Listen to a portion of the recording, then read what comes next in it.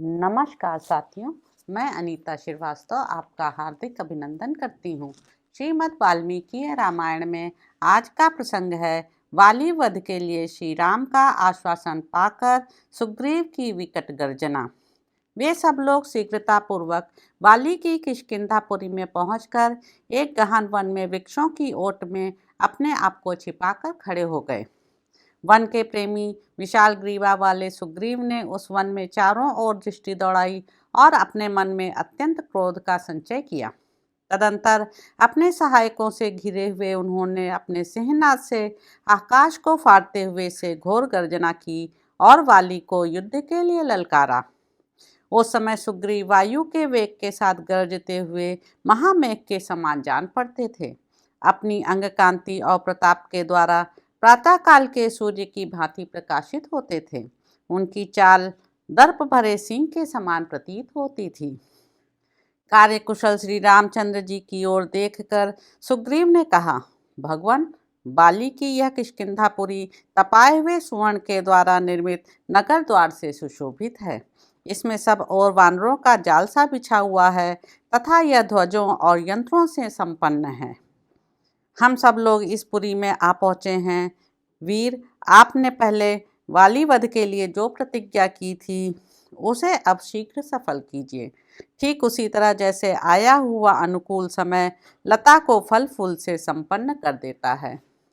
सुग्रीव के ऐसा कहने पर शत्रुसूदन धर्मात्मा श्री रघुनाथ जी ने फिर अपनी पूर्वोक्त बात को दोहराते हुए ही सुग्रीव से कहा, वीर, अब तो इस गजपुष्पी लता के द्वारा तुमने अपनी पहचान के लिए चिन्ह धारण कर ही लिया है। लक्ष्मण ने इसे उखाड़कर तुम्हारे कंठ में पहना ही दिया है। तुम कंठ में धारण की हुई इस लता के द्वारा बड़ी शोभा पा रहे हो। यदि आकाश में यह विपरीत घटना हो कि सूर्यमंडल नक्षत्रमाला से घिर जाए, तभी इस कंठ लंबनी लता से सुशोभित होने वाले तुम्हारी उस सूर्य से तुलना हो सकती है। वानरराज, आज मैं वाली से उत्पन्न हुए तुम्हारे भय और वैर दोनों को युद्धस्थल में एक ही बार बाण छोड़कर मिटा दूंगा। सुग्रीव, तुम मुझे अपने उस भ्राता रूपी शत्रु को दिखा तो दो, फिर वाली मारा जाकर वन के भीतर धूल में लौटता दिखाई देगा। यदि मेरी दृष्टि में पड़ जाने पर भी वह जीवित लौट जाए तो तुम मुझे दोषी समझना और तत्काल जी भर कर मेरी निंदा करना। तुम्हारी आंखों के सामने मैंने अपने एक ही बाण से 7 साल के वृक्ष विदीर्ण किए थे। मेरे उसी बल से आज समरांगण में तुम वाली को मारा गया समझो। बहुत समय से संकट झेलते रहने पर भी मैं कभी झूठ नहीं बोला हूँ। मेरे मन में धर्म का लोभ है, इसलिए किसी तरह मैं झूठ तो बोलूँगा ही नहीं। साथ ही अपनी प्रतिज्ञा को भी अवश्य सफल करूँगा। अतः तुम भय और घबराहट को अपने हृदय से निकाल दो।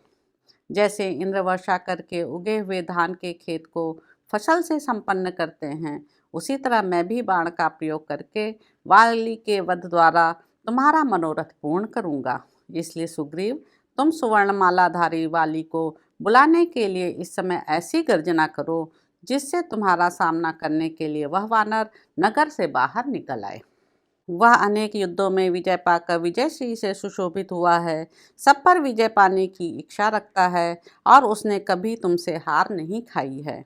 इसके अलावे युद्ध से उसका बड़ा प्रेम है। अतः वाली कहीं भी आसक्त न होकर नगर के बाहर अवश्य निकलेगा, क्योंकि अपने पराक्रम को जानने वाले वीर पुरुष विशेषतः स्त्रियों के सामने युद्ध के लिए शत्रुओं के तिरस्कारपूर्ण शब्द सुनकर कदापि सहन नहीं करते हैं।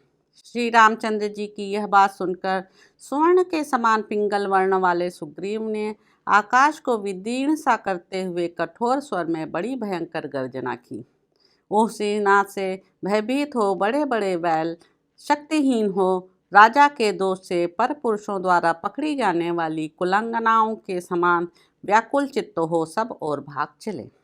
मृग युद्ध स्थल में अस्त्र शस्त्रों की चोट खाकर भागे हुए घोड़ों के समान तीव्र गति से भागने लगे और पक्षी जिनके पुण्य नष्ट हो गए हैं ऐसे ग्रहों के समान आकाश से पृथ्वी पर गिरने लगे। तदंतर जिनका सिंहनाद मेघ की गर्जना के समान गंभीर था और शौर्य द्वारा जिनका तेज बढ़ा हुआ था, वे सुविख्यात सूर्य कुमार सुग्रीव बड़ी उतावली के साथ बारंबार गर्जना करने लगे, मानो वायु के वेग से चंचल हुई उत्ताल तरंगमालाओं से सुशोभित सरिताओं का स्वामी समुद्र कोलाहल कर रहा हो।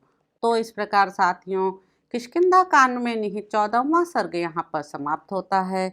इसके अगले अंक में आप जानेंगे कि सुग्रीव की गर्जना सुनकर वाली का युद्ध के लिए निकलना और तारा का उसे रोककर सुग्रीव और श्री राम के साथ मैत्री कर लेने के लिए समझाना।